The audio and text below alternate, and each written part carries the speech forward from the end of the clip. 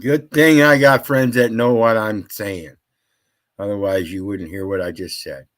So let's try it again. Thanks, Nubs. Gen V, welcome. Everybody be sure to hit the like, share, and subscribe for me. If you're on Hecklebus, get over to El Perro.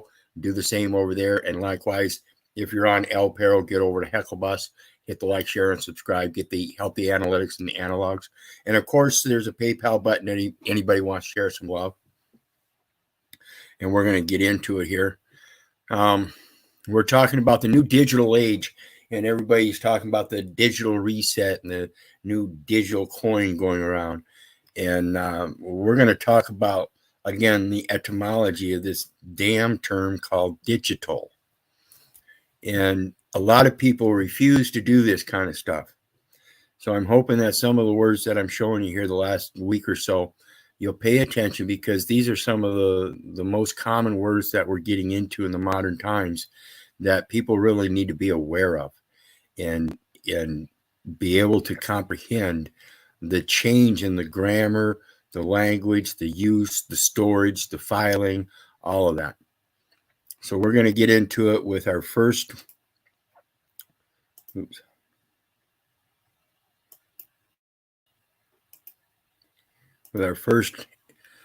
definition. And like I showed in a couple other videos, sometimes when we go to these, look up a simple definition, a lot of times it's going to take us, the first one's going to be like a dictionary from like Oxford Languages, something like that. One of your first ones is going to be a very well-known college edition dictionary, something like that. Again, in the English language, we see how they break it down, which is, again, another level of colored language. Because, in fact, when we look at it, the origin, it is, in fact, D-I-G-I-T-A-L.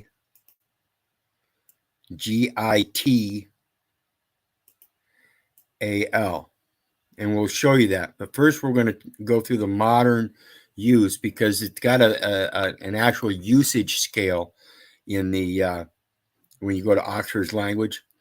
That was one of my favorite dictionaries. I used to have a collegiate dictionary that had like 35 different reference sections, and one of the reference sections was a section that went through the common words and the scale of their use as it increased over time. And so we're going to take a look at the first adjective form of digital, and it says of signals or data. Signals or data. And again, we're looking at a morpheme of the word that at the root, which is sign, and then ALS. And it's just like D-I-G-I-T-A or G-I-T and then A-L. This is a singular, so singular here would be signal. So we're seeing the same suffix if we break it down in its original forms. Expressed as a series of the digits 0 and 1. So of signals or data expressed as series of the digits 0 and 1. So in one sense, it means just 0 and 1. Remember that. Just 0 and just 1, or just 1. 1 USC 1. The singular imports the plural, and the plural imports the singular. So even here, your singular is going to import the plural, and your plural is going to import the singular, yet we still only see 0 and 1. Typically represented by values of a physical quantity such as voltage or magnetic polarization.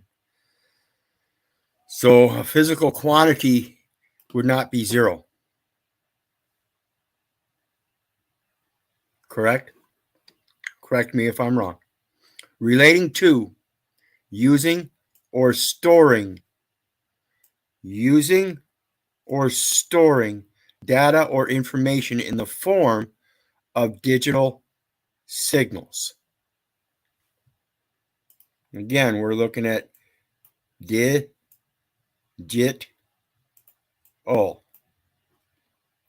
involving or relating to the use of computer technology. Zeros and ones. The first language in there was digital. It was zeros and ones, called binary. Binary, as in dual, as in DI, dual, binary, of a clock or watch, showing the time by means of displayed digits rather than hands or a pointer.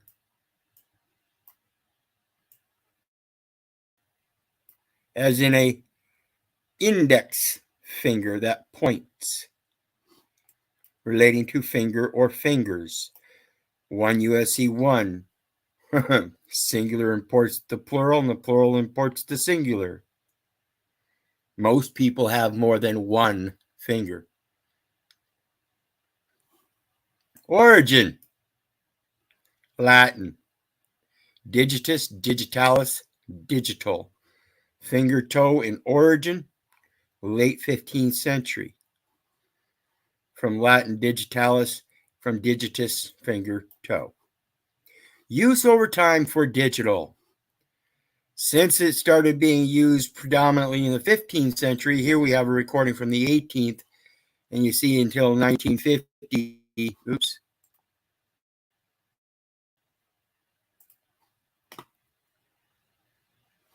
Come on. And then in 1950, you saw it take a sharp climb. And we're still climbing today. Still climbing today. Interesting, huh? So let's take a look at the breakdown I showed you, wherein we have the DI, and it's a word-forming element of Greek origin, meaning two, double, twice, twofold, from Greek di, shortened from form of dis, twice, which is related to duo, two, and cognate with bi. From pi root, du, two. In chemistry, it indicates a compound containing two units of the element or radical to which it is prefixed. Di has a two. Word-forming element of Latin origin, meaning apart, asunder. The form of dis, not dig. Not dig. Not dig. Before certain voiced consonants, as des was a form of dis. In Old French, some Middle English words have forms in both de and di. Compare device, which really belongs to di and is related to divide. This happens in many words. Di and de interchanged. Bund, band, bond, bind, bend. They all import the exact same thing. Band, bend, bind, bond, bund, as in abund ants. Die in the third form, or third sense, word forming element of Greek origin, meaning through, in different directions, between. Also often merely intensive, thoroughly. The form of dia before vowels. Diameter. Catching on? The next one's an interesting one. Like I said, that pointer is the index finger. Get as a noun. Worthless person. 1946, British slang, a southern variant of Scottish get, illegitimate child. Brat, which is attested by 1706, Gregor Burgess protested against the said Alain that called him a witch, git, or brat. According to the Dictionary of the Scots language, related to beget. Get, got.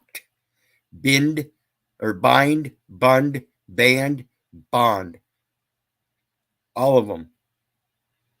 They mean the same thing. Scott, get, etc. also can be an affectionate term for a child. Ill, get, I, mate. Kind of like illicit. Ill, I, see it. You guys should be paying attention to learn how this stuff works. Beget, to get by, effort. Faith is not by itself worth a damn thing. Find, acquire, attain, seize. Class V strong verb, past tense beget, past participle begotten or begetten, from beget, verb, the sense to procreate. Is from 12th century, generally used of the father only. Similar formation in Old Saxon, begetten, Old High German, pigesen, and Gothic begetten, to get, obtain. Related, begot, begotten. And the last one, excuse me, suffix al, forming adjectives from nouns or other adjectives. Of, like, related to, pertaining to. Middle English, al, l. Notice the hyphen, it's specifically a suffix. From French or directly from Latin, alice. Suffix forming nouns of action form or from verbs, mostly from Latin and French, meaning act of, surviving, referring. So it's a suffix forming nouns of action from verbs. So survival, referral. You're just going to change the AL to an ING. Same thing. Remember, we went over survivor.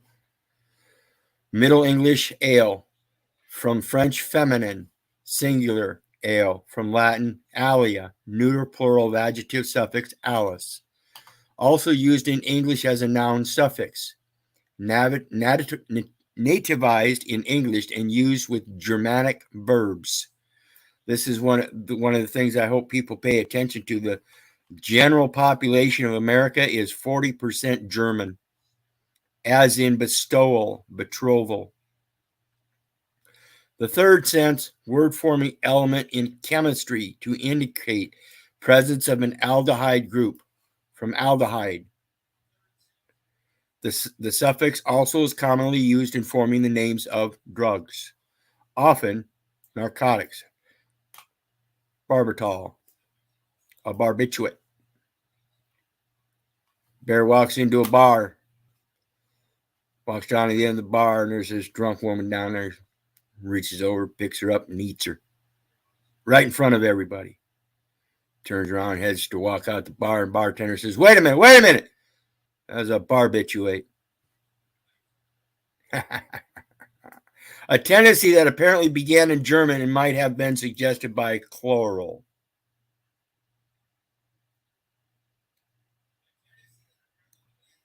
And I think that's it there. So, in case you hadn't noticed, the words and their import is dependent upon their origin. I had a nice gentleman sitting there in front of me in a black robe, a nice little white collar or some shit on. And he asked me if I understood English. I was pretty hopped up at the time, pretty excited because they had me in this fucking courtroom I knew I didn't belong in, calling him all kinds of names. And I looked at him. I was already pissed. How dare you?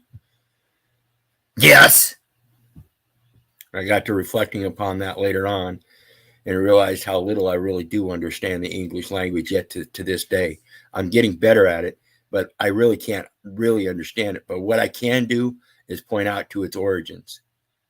And from those origins, point out their origins. And from their origins, point out their origins. And see what happens is everything turns into hearsay. Everything. Comment. COMMENT. Literally, whether it's written or spoken, in any forum, written or spoken comments are literally inventions, fabrications, and fictions. Very artistic. So think about this stuff, folks, and learn how to be creative. Learn how to take it back and put your own intensive meaning into it through the roots. See, the spoken word and the written word are based on the spiritual intent. And when you write it down, most people go by the literal word rather than the intended spirit of the word. So think about that. Learn how to correct yourself. And remember, I love you, but I don't give a fuck whether you love me back or not. So have a good day, everybody. God bless. We'll see you next time.